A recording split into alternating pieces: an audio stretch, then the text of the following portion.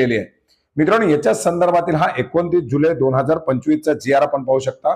September 2024 ते October 2024 या कालावधीमध्ये धाराशिव, छत्रपती संभाजीनगर आणि धुळे जिल्ह्यामध्ये अतिवृष्टी पूर परिस्थितीमुळे बाधित झालेल्या शेतकऱ्यांना मदतीचं वितरण करण्याच्या संदर्भातील याच्या अंतर्गत शेतकऱ्यांना मदत करण्यासाठी 308,88,43,000 एवढी नुकसान भरपाई वितरित करण्यासाठी मंजुरी देण्यात आलेली आहे।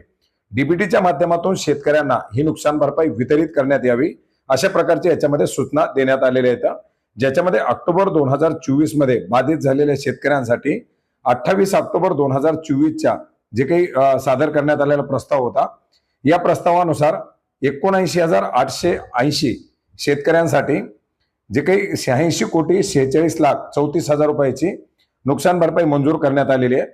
तर ऑक्टोबर 2024 मध्ये झालेल्या नुकसानीसाठी 20 मार्च 2025 रोजी जो सुधारित